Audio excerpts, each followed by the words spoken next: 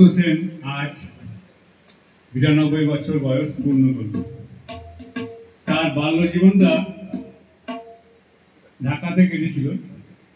ঢাকার গ্রেগরি স্কুলে, Saint Gregory স্কুলে তিনি পড়াশোনা করতেন। বাবা সেখানে অধ্যাপক ছিলেন।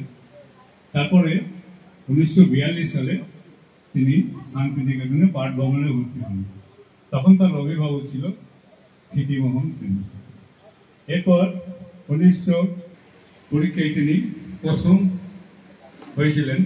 এরপর প্রেসিডেন্সি কলেজে থেকে তিনি পাস করেন, তারপরে লন্ডন যান। এরপর তার জীবন শুরু।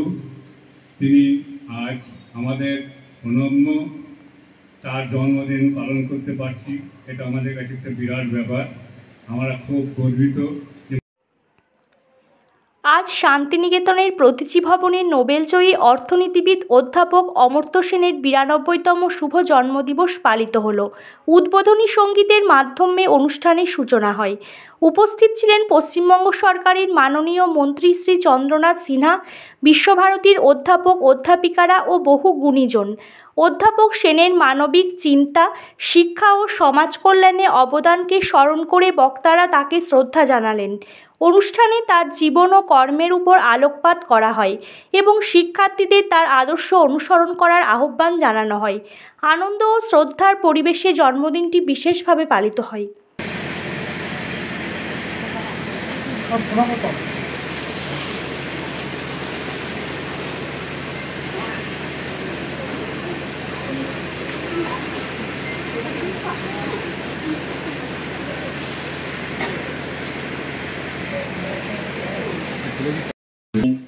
মূল্যবান অনুষ্ঠানে আমাদের আমন্ত্রণ করা হয়। এখানে এলেই আমাদের একটু আগে বলছিল আরমনি কথা মনে হয় যে আমরা সবাই মিলে আবার বহুদিন পর দেখা সাক্ষাৎ হয়, আমাদের সময় হয় না দেখা সাক্ষাৎ করার, সবার সঙ্গে কিছুক্ষণ আড্ডাও মারা হয়। তাই অমর্ত্যদাকে ধন্যবাদ, তার জন্য আমাদের এই সুযোগ হয়। এখানে যারা বয়স্ক আছেন তাদের যথাযোগ্য সম্মান জানিয়ে বলি যে উনি যে জায়গায় পৌঁছেছেন সেটা তার জন্য আমরাও অনেক গুরুত্ব পাই। কারণ আমরা জোর করে বলি যে আমরা এমন জায়গায় থাকি যেখানে দুজন নোবেল লরিয়েট আছে, এক রবীন্দ্রনাথ ঠাকুর ছিলেন আর অমর্ত্যদা আছে।